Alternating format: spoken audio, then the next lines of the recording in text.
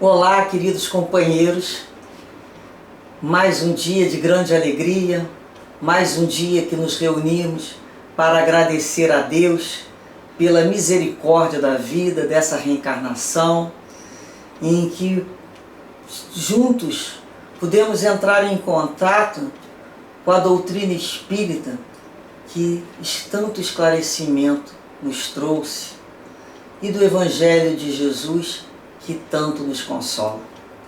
Agradecidos a Deus, pedimos sempre as luzes do entendimento e da compreensão. Pedimos proteção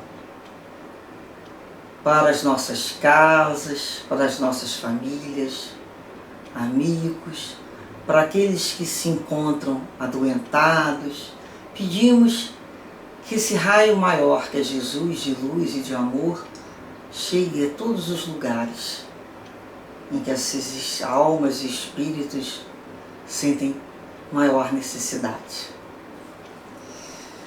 Hoje, o nosso estudo será a lição número 8, a mensagem número 8, que tem como título Instituto de Tratamento. Nós continuamos ainda, relembrando o capítulo 4, ninguém pode ver o reino de Deus se não nascer de novo.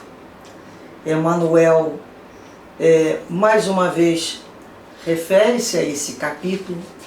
Trata-se de um capítulo que podemos dizer grande, um capítulo com 26 itens contando a observação. Então é um capítulo que requer que a gente repare a questão principalmente da pluralidade das existências, da preexistência também da alma. Nesse capítulo 18 tem o título de Laços de Família fortalecidos pela reencarnação e rompidos pela unicidade da existência. Então, nos traz aqui Kardec. Os laços de família não são destruídos pela reencarnação, como pensam certas pessoas. Ao contrário, eles são fortalecidos e apertados. É o princípio oposto que os destrói, É o princípio do egoísmo, de que na minha família só assim essa uma panela que ninguém entra, ninguém sai, Então, ele nos fala aqui que no espaço os espíritos formam grupos ou famílias unidos pela afeição, simpatia e identidade de inclinações. Esses espíritos, felizes por estarem juntos, se preocupam. A encarnação só os separa momentaneamente, visto que, após retornarem à erraticidade, no plano espiritual, um tempo entre uma encarnação e outra, chamamos de erraticidade, eles se reencontram como amigos ao retornarem de uma viagem. Muitas vezes também seguem juntos na mesma encarnação em que são reunidos na mesma família, ou no mesmo círculo, trabalhando juntos para o seu mútuo adiantamento. Então, muitos desses espíritos com afinidade vêm para a própria família e outros a gente vai encontrar, Como a gente encontra com nossos vizinhos, colegas de trabalho, colegas de escola, aqueles que a gente fala, nós somos irmãos pelo coração, não é pelo sangue, Nós temos uma identidade, nós temos uma afinidade. Então ele fala que se uns estão encarnados e outros não, mesmo assim não deixam de estar unidos pelo pensamento, Se mantêm unidos, se ajudando mutuamente. E aí ele vai nos falar, no item 19, que a união e a afeição que existem entre parentes são um indício da simpatia anterior. É aquela pessoa que a gente fala, já o conheço de algum lugar, né? É tão fácil a relação com ela, eu já sei o que ela vai falar, ela sabe o que eu vou falar, um fala A, outro fala B, e a gente se entende maravilhosamente bem. Essa simpatia nos aproximou. Então muitas vezes vem como, não dentro daquele núcleo de pai, mãe, irmão, mas vem como primo, vem como tio, vem como sobrinho, esses espíritos. E assim também costuma-se dizer que uma pessoa não é da família quando seu caráter, seu gosto e inclinações não tem nenhuma semelhança com o dos seus parentes. É aquele que fala assim, puxa, eu sou um peixe fora d'água aqui. Eu sou de outro aquário, não é? Não é não, é daquele mesmo. Ao dizer essas palavras, se enuncia-se uma verdade maior do que supõe. Deus permite essas reencarnações de espíritos antipáticos ou estranhos nas famílias com um duplo objetivo. Então não foi à toa nem engano. Tem um duplo objetivo de servir de prova para uns e meio de adiantamento para outros. Vamos reparar então isso aí? Duplo objetivo de servir de prova para uns e de meio de adiantamento para outros. Os maus se melhoram pouco a pouco em contato com os bons e pelos cuidados que eles recebem. Seu caráter se abranda, seus hábitos se depuram, as antipatias se desfazem. É assim que se estabelece a fusão entre as diferentes categorias do espírito, como se estabelece sobre a terra a fusão entre as raças e os povos, um ajudando ao outro, né? Aquele que sabe um pouco mais ajuda aquele que sabe um pouco menos. Então, a família é esse instituto. Quem que pode dizer? Poucos, né? Dizem que entrou numa família em que todos os espíritos ali presentes são almas amigas. Se nós estamos num planeta de prova e expiação, essa família geralmente ou é uma prova ou é uma expiação. É um processo de tratamento, né? Vai depurar. A gente às vezes fala assim, quem que vai ensinar aquele bicudo? Só um outro bicudo para ensinar aquele bicudo. Então bota os bicudos tudo junto naquela família, um vai bicando o outro, aí vai aparando aquele bico. Então Emmanuel, essa ideia aqui que ele traz da família é muito importante para entendermos esse texto, né? Nós vamos perceber que ele se utiliza do entendimento que se encontra no Evangelho. Depois, esse Evangelho, o outro item vai tratar das limites da encarnação, da necessidade da encarnação. Então, leiam depois esses textos que são muito importantes, né, para compreendermos cada vez mais essa situação da família. Então ele nos diz assim, atingindo o plano espiritual depois da morte, sentimentos indefiníveis nos senhoreiam o coração. Nos recessos do espírito rebentam mágoas e júbilos, poemas de venturas e gritos de aflição, cânticos de louvor, pontilhados de fel e brados de esperança que se calam de súbito no gelo do sofrimento. Rimos e choramos, livres e presos, triunfantes e derrotados, felizes e desdistosos. Bênçãos de alegria que nos clareiam pequeninas vitórias alcançadas, desaparecem de pronto, no fundo tenebroso das quedas que nos marcaram a vida. Suspiramos pela ascensão sublime, sedentos de comunhão com as entidades heróicas que nos induzem aos galardões fungentes dos címios.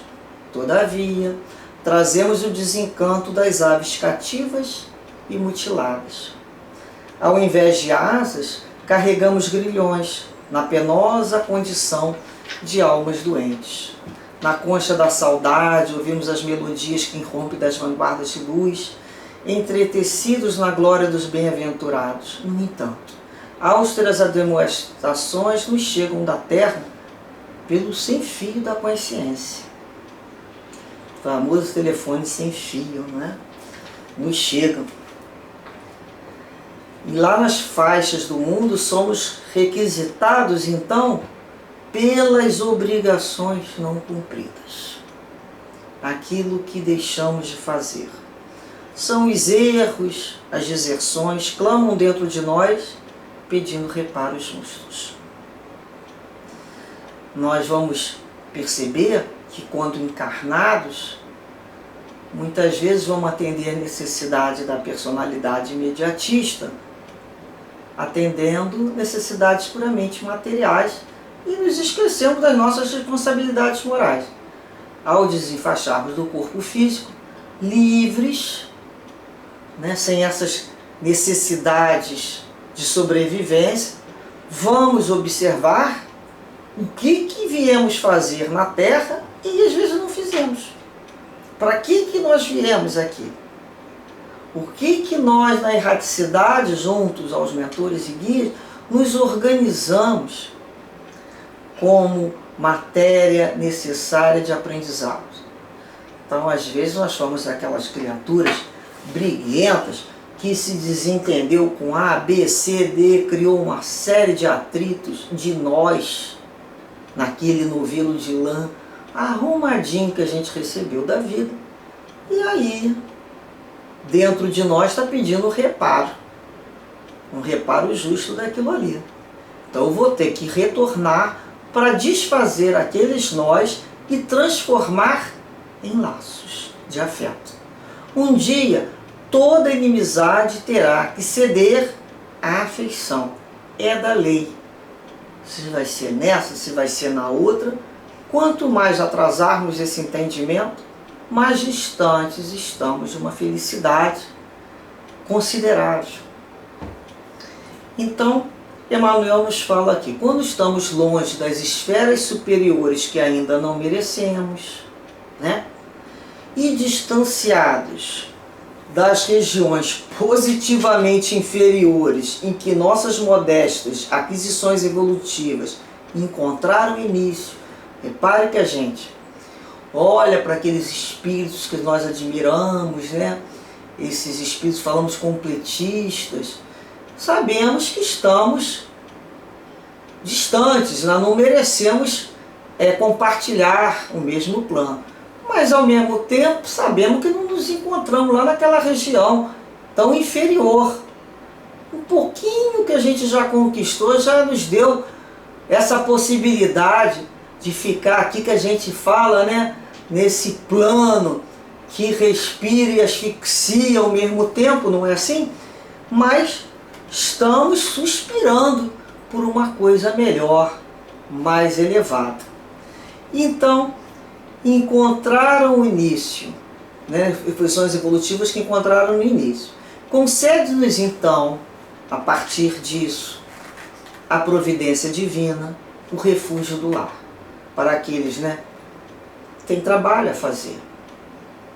Ainda não podem habitar aqueles planos superiores, mas também já não estão relegados ao plano inferior. Providência divina vai nos localizar numa família, num refúgio do lar, entre as sombras da terra e as rutilâncias do céu. Por isso se fala, entre o céu e a terra, por instituto de tratamento em que se nos efetive a necessária restauração. Então é um tratamento. Vamos tratar do nosso orgulho, vamos tratar da nossa vaidade, vamos tratar, né, desse excesso de zelo só com a gente. Então só a gente está certo, só a gente tem razão. A gente vai aprender a viver. Então ele vai nos localizar. Nós não pedimos lá na espiritualidade, naquela erraticidade entre uma encarnação e outra, que fizemos um balanço das nossas dívidas e dos nossos acertos. O balanço está pendente mais para a dívida. A minha conta ainda não fecha. As alegrias que eu tenho, misericórdia de Deus, não é merecimento. Então eu vou olhar lá, vamos puxar aqui a minha ficha. Aí o guia espiritual falou assim, aqui ó, você reencarnou para tentar melhorar o seu relacionamento, aprender o que tem mais difícil, que é conviver. Viver é fácil, você come, bebe e dorme. Mas conviver com o outro com respeito, você ainda não conseguiu. Você espanta as pessoas, você reclama de todo mundo, você é crítico com todo mundo. Ninguém te serve, ninguém é bom o suficiente. Então você percebeu na erraticidade que esse teu comportamento foi que te gerou dor e abandono, solidão, deserto. Você criou nós. Tem pessoas que passaram a não gostar de você, o que a gente fala de graça, não, por comportamentos de outras reencarnações. Nos veem daquela maneira já pré-concebida. E uma nova vida nos dá a possibilidade de reescrever a história. E aí você reencarnou para resolver esse problema. De vez de resolver o seu problema com A, B e C, você ainda arranjou o problema com D, E, F, G, o alfabeto inteiro. Não é assim que às vezes acontece? Onde é que está o nosso problema maior? Problema de relacionamento. Nós precisamos aprender a viver com o outro, a conviver de forma harmônica. Então ele diz que assim, reencarnados numa nova armadura, então física, um novo corpo, vamos reencontrar quem? Perseguidores e adversários, credores e cúmplices do pretérito. Na forma eles vêm de quê? De parentes e companheiros para o resgate de velhas contas. A gente para imaginar o trabalho que dá para organizar essa programação familiar, para que aqueles espíritos possam novamente estar em contato um com o outro, para reparar antigos problemas. Por que eles vêm como familiares? Porque se viessem como vizinho, nós nos mudávamos às vezes. Se viesse como aquela criatura que eu não sou obrigada a conviver, eu deixava ela para lá. Mas não, vem ali. Como componente da equipe familiar. Em algum momento da vida estamos atrelados a eles. Querendo ou não, iremos observar nos nossos preconceitos com o outro. Não sei por que eu não vou com ele. Alguma coisa me diz que eu tenho preconceito e que a vida está me dando a oportunidade de rever esse preconceito e perceber que ele mudou e perceber que ele não é aquilo que eu imaginei, não, porque eu erro. Sabe por quê? Porque eu também não sou mais aquela pessoa que eu fui. É quando a gente fala, por favor, me tira dessa caixinha do estereótipo. Não me analise tão rapidamente, não me coloque ali, né, um lacre e anote com 2 palavrinhas o que eu sou. Não, eu sou uma complexidade, eu sou um espírito imortal. Eu estou tendo a oportunidade de modificar. Então eu vou modificar. Então, que a misericórdia, né, de Deus me permita encontrar com o outro e que o outro consiga viver de uma nova maneira. E aí ele fala, né, nós vamos nos reencontrar, nós vamos encontrar muito na família, são os cobradores. Estão sempre nos cobrando. A gente fala, fulano só me cobra, só vê o pior lado. Mas a função dele é ser cobrador nosso mesmo. Não fossem esses cobradores, nós não andávamos. Imagina viver num mundo em que todos nos achassem, né, que nós somos aquele alecrim do campo que nasceu, né, sem ser semeado, alecrim do campo e dourado. Não, né? Nós somos criaturas difíceis, complicadas, que às vezes tem a tal da lua e tira a lua e acorda assim, acorda assado e fala dessa maneira e usa a voz assim, até que a gente vai aprendendo a cuidar dos nossos relacionamentos, botando um algodãozinho. Podemos? Eu li isso uma vez, eu achei assim uma expressão, um simbolismo grandioso. colocarmos um algodãozinho nessas relações para não espetar tanto.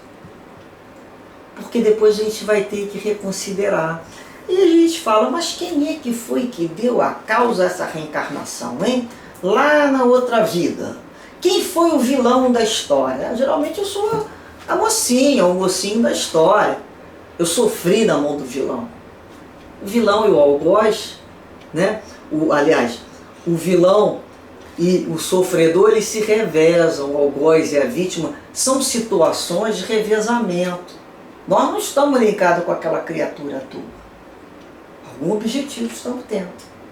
Então, quem foi que fez lá atrás, no passado, que algumas pessoas se desesperam aí para descobrir, fazem regressão de memória para saber quem foi aquele pai, quem foi aquela mãe, quem foi aquele irmão, quem foi que deu causa. Ok. Mudo em que eu descobrindo isso? Se eu sei que independente do resultado nós vamos ter que transformar aquela animosidade em amizade verdadeira, em afeto, que se começa pelo respeito. Não é no amor, é o respeito pelo outro.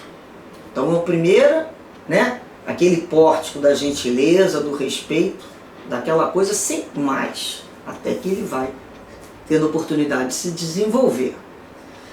Então nós vamos reparar que essas criaturas na nossa família são justamente os nossos mestres, que faz com que a gente ande por aperto, porque senão talvez a gente não caminhasse por boa vontade.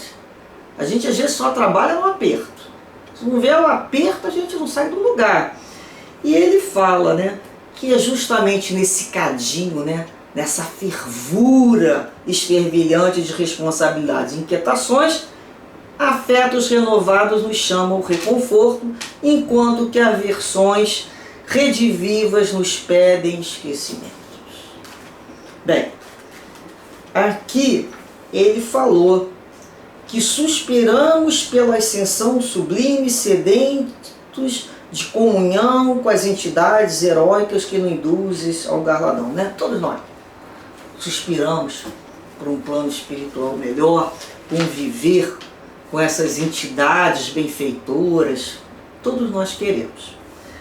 Mas nós queremos chegar a esse ponto sem resolver, né, as questões pendentes. É como se eu quisesse passar para um nível superior sem ter complementado o básico. Não é possível. Ah, mas eu já repeti 3 vezes. Vai repetir 10. Ah, até quando? Até quando eu aprender. Esse quando vai depender muito da minha boa vontade. Já viram o aluno que se esforça desde o início do ano e aquele aluno que deixa para estudar lá na recuperação? É diferente, né? O rendimento desse aluno. O desespero dele é outro. Um está com a corda no pescoço, o outro não. O outro está com o tempo que ele conquistou a seu favor. Então nós queremos participar desse plano espiritual melhor, com essas famílias, entre afinidades de amizade, essas famílias que a gente olha e fala assim, nossa, que coisa linda. Mas a sua família talvez não seja, talvez a minha não seja, talvez sejam famílias onde existe realmente um tratamento necessário, né, que nós precisamos e que nos pedem esquecimento. Essas oportunidades, às vezes na infância ou com os pais, permite que a gente olhe o outro em situações que a gente não sabia. A gente pode falar, ó, fulano tem essa mania que eu não gosto, mas sabe que em relação ao papai ou à mamãe, ou em relação à casa, ou em relação... ele é bem responsável. Olha, sabe que ele tem paciência? A gente começa a observar o outro, característica que nós não queríamos ver. Porque nós fechamos ele numa caixinha que nunca mais ele vai mudar. Então a vida em família nos permite esse reencontro. Até para olharmos o outro e falar, ele me surpreendeu, né? Nós poderíamos dizer, somos nós que nos surpreendemos. Então ele fala, à vista disso no mundo, por mais atormentado nos seja um ninho familiar, abracemos nele a escola bendita do reajuste, onde temporariamente exercemos o ofício da redenção, conquanto crucificados em suplícios anônimos, atados a postes de sacrifício, ou semi-asfixiados no pranto desconhecido das grandes humilhações, saibamos sustentar a estrutura moral, entendendo e servindo, mesmo à custa de lágrimas, porque é no lar. Aí ele vai falar, esteja ele, né, dependurado lá na crista de um arranha-céu, como na choça, de uma choça tosca, né, bem simplesinho, de zinco, que as leis da vida nos oferecem, as ferramentas de amor e de dor, para a construção e reconstrução do próprio destino, entregando-nos de berço em berço. Olha que linguagem linda, poética, né, de Emmanuel, nos entregando-nos de berço em berço ao carinho de Deus, que verte inefável pelo colo das mães. Então nós todos chegamos por essas vias ao planeta, pelos colos das diferentes mães. Cada mãe é uma escola. Então tem a escola da Dona Maria, a escola da Dona Nadir, tem a escola, né, da Dona Estela, tem várias escolas, do seu Pedro, escola do seu João, escola do seu Antônio, aonde nós ingressamos. Com que objetivo? De aprendermos. E eles vão nos oferecer a ferramenta necessária de amor e da dor para a construção e reconstrução também do nosso destino. É assim que nós vamos de reencarnação em reencarnação, passando por essas diversas famílias, por essas diversas escolas, fazendo, depois desse entendimento, tudo o que pudermos para nos entender, para realmente em nossas preces pedirmos a Deus para que aquele outro, sabe aquele outro, aquela outra que todo mundo tem na vida, então, nos olhe de uma outra maneira, permita-nos nos reapresentarmos e que eu também consiga olhá-lo no que ele possui de melhor, que eu tenha um olhar mais indulgente, mais caridoso, porque a dificuldade que eu tenho para conviver é que ele também possui, por isso nós estamos juntos, somos dois bicudos, aprendendo a trocar, a fazer a troca, a se ajustar diante da vida. Isso é que nós temos que fazer, todo o esforço possível, porque isso é temporário. Então aquela criatura que eu não resolvo com ela nessa encarnação as minhas situações, os meus problemáticas, que eu me cobro, não é ela não, às vezes sou eu que me cobro, às vezes ela tá nem mais aí para mim, mas eu me cobro. Aquilo vem na minha cabeça como espírito e eu quero resolver aquela situação. Se eu não resolver, aí a gente fala, fica para depois. Mas é depois quando? Nós paramos para pensar, a gente fala assim, o tamanho da fila que deve ter de gente para eu me reorganizar? Não sei vocês. Eu, às vezes paro para pensar, falo assim, nossa, quando não entro numa discussão, quando não tem mais um problema, eu falo, menos um nó. Então quando a gente aprende a se calar, quando a gente para de revidar de igual no que é ruim, a gente já pode pensar assim, menos um nó, menos uma promissória que eu tenho que resolver, menos um problema. E aí a gente vai perceber outra coisa, que para nós ingressarmos em reencarnações, em planos mais elevados, convivendo com esses espíritos superiores, nos é pedido uma senha para entrar ali. E qual é a senha que nos pede? A caridade. Se eu não resolver com a minha família, que às vezes tem 2 membros, 4, 10 membros, esse problema, como é que eu quero me inscrever, né, para esse outro grupo que vai trabalhar com multidão? Bom, se eu não conseguir entender a caridade dentro da minha própria casa, como eu quero participar desses outros grupos? E dessa forma, né, compreendendo que todos nós estamos nos ajustando, que possamos dizer: Senhor, obrigado pela família que tu me localizaste. Mesmo que muitas situações eu não entenda, eu tenho certeza que ela vem na medida e no tamanho acertado das minhas necessidades. Quanto eu aprendi? Aprendi pela dor? Sim. Porque muitas situações eu não sou capaz de aprender pelo amor. Eu tenho que ter ausência muitas vezes para compreender a presença. E que esses espíritos, né, que conosco convivem, tanto encarnados como desencarnados, pedimos sempre intimamente: nos perdoe, nos perdoe. Deus nos oferece uma nova oportunidade. É uma concessão de oportunidade no tempo e no espaço. E nós vamos aproveitar, porque na medida que eu compreender e que eu perdoar, eu também serei compreendido e perdoado. Isso é para fazermos parte dessa grande família em que todos temos um Senhor, um Deus.